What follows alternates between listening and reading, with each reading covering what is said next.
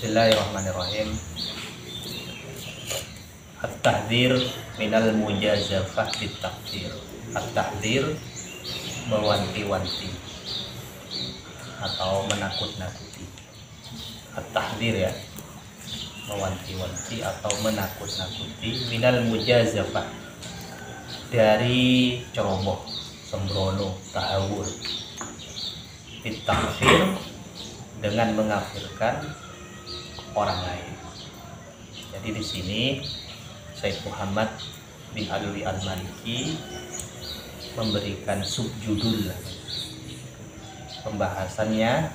Untuk yang pertama kali dibahas oleh beliau adalah mewanti-wanti kita agar kita tidak mudah, agar kita tidak ceroboh menganggap orang lain kafir atau mengkafirkan orang lain. Nah, kenapa di sini Syekh Muhammad Alwi Al-Maliki memulai dengan pembahasan ini?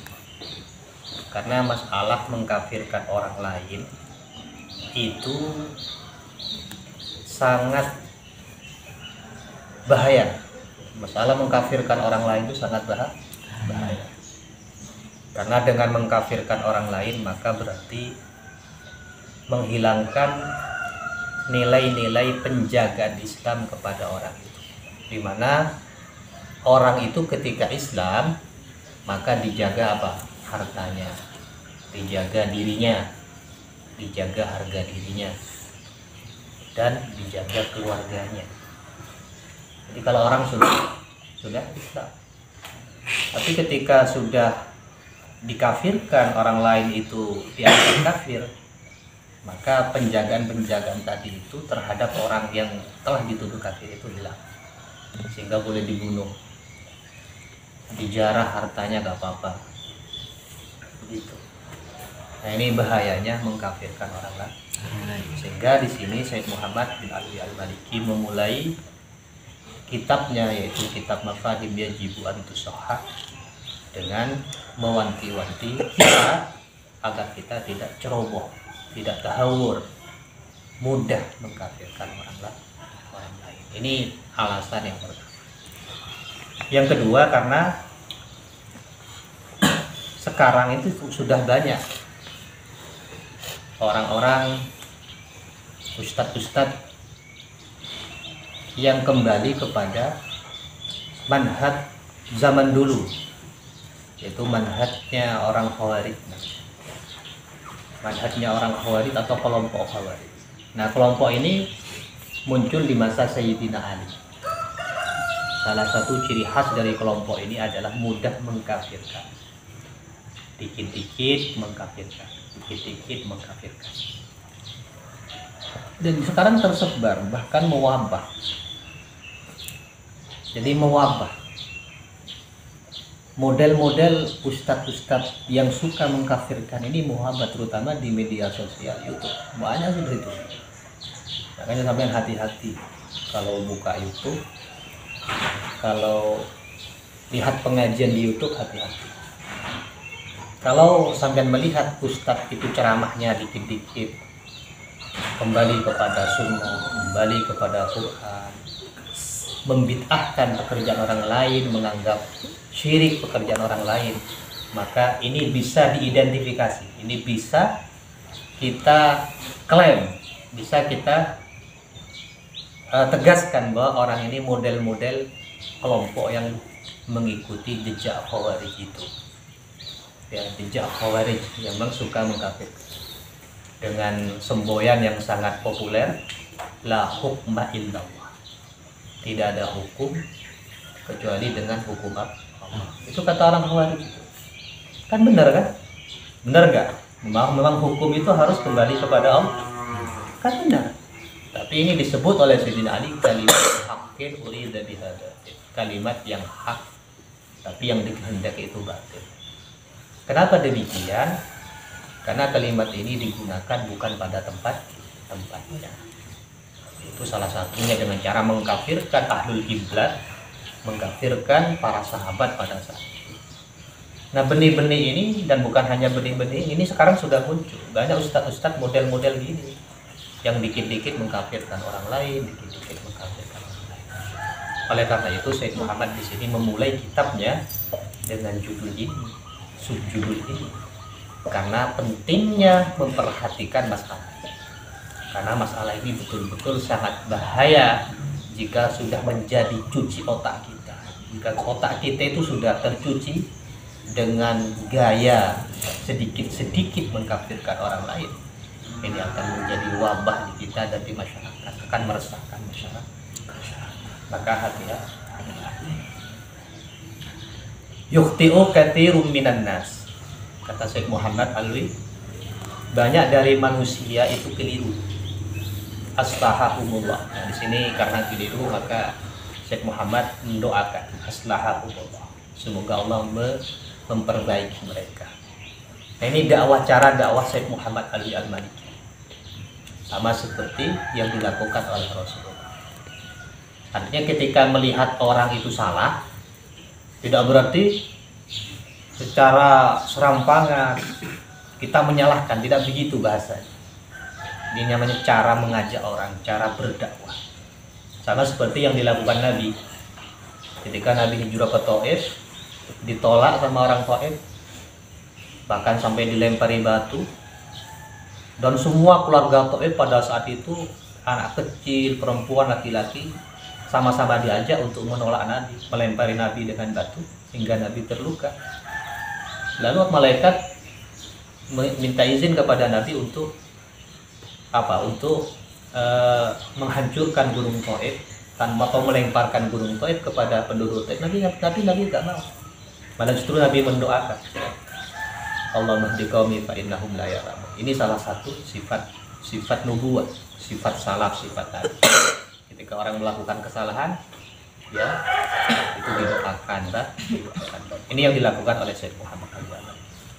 Jadi kata beliau, banyak dari manusia itu keliru di dalam memahami hakikat penyebab, ya, keliru di dalam memahami hakikat penyebab yang dapat mengeluarkan orang dari lingkaran Islam dan menyebabkan atau memperbolehkan menghukuminya kafir. Ini banyak yang keliru dalam hal ini. Jadi penyebab kufurnya itu disalahpahami.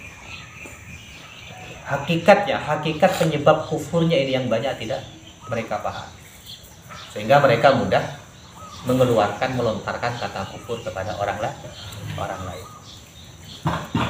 Fatarahum yusari'una ilal hukmi, maka kamu melihat mereka yusari'una, mudah, cepat dan gampang sekali menghukumi alal muslim terhadap orang Islam bil kufri, dengan kafir, limujarradil mukhalafah, hanya karena berbeda pendapat.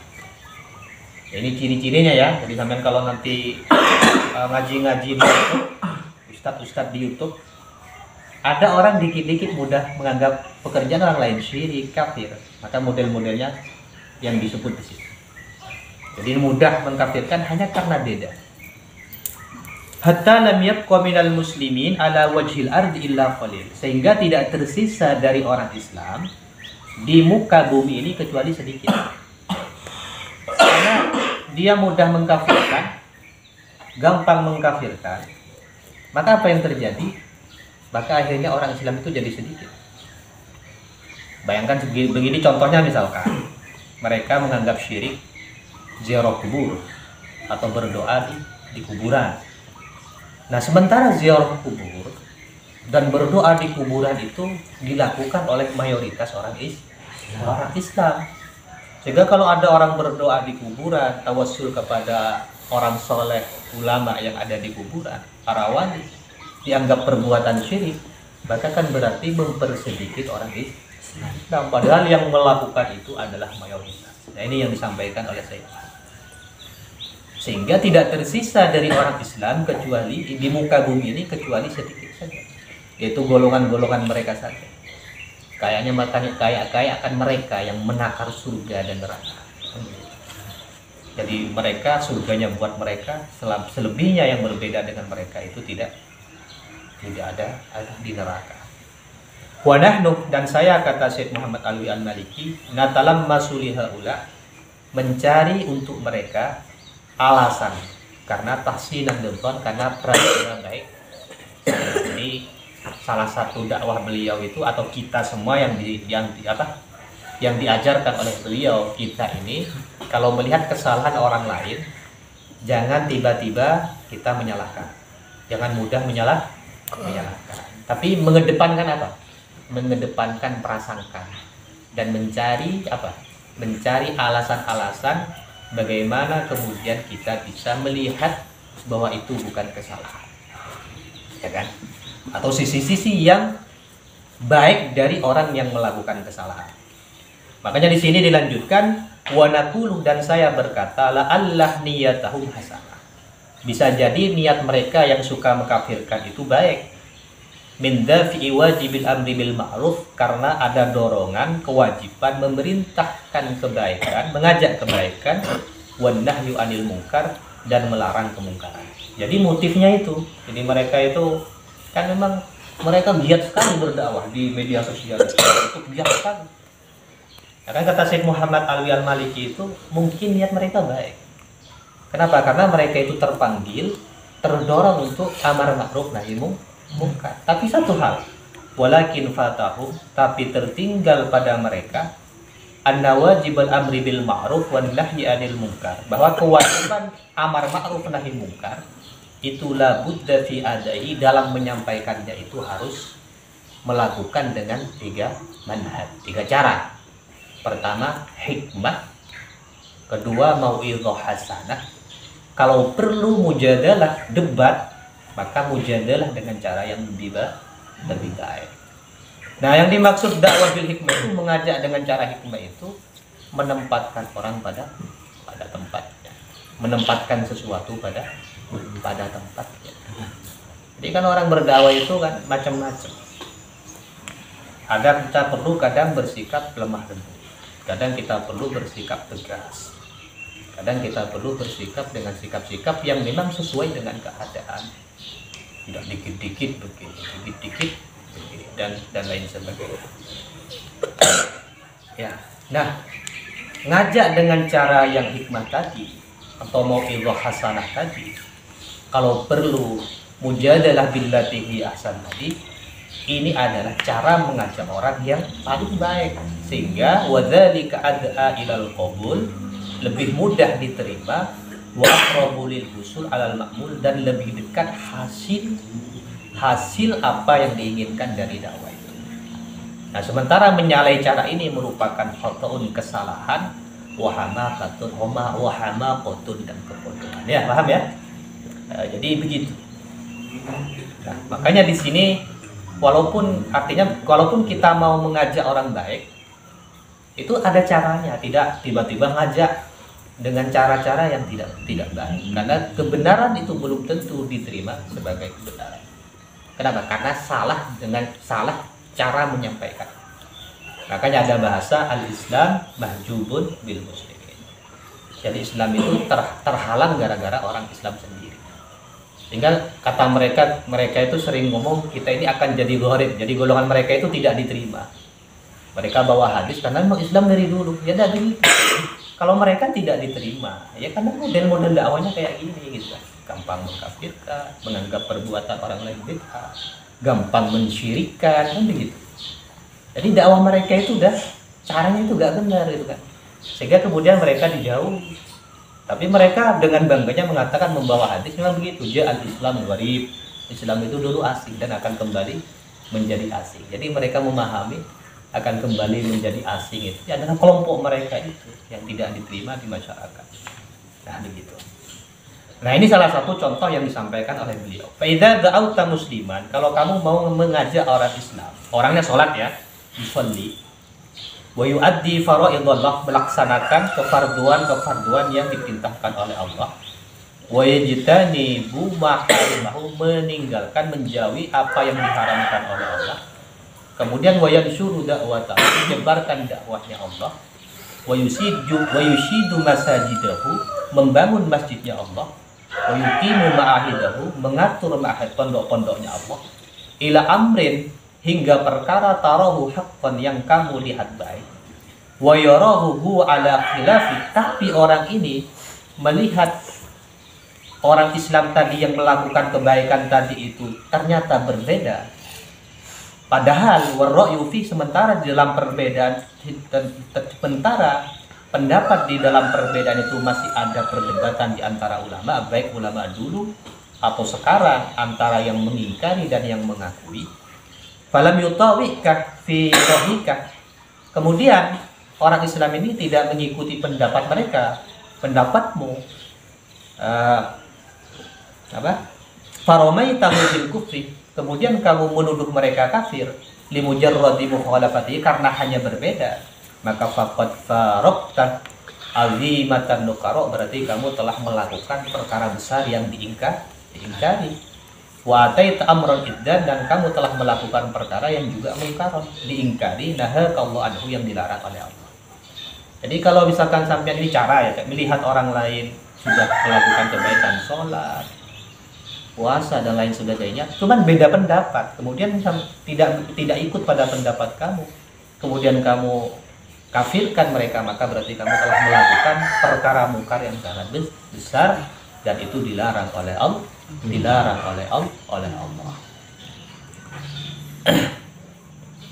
Ya, oleh karena itu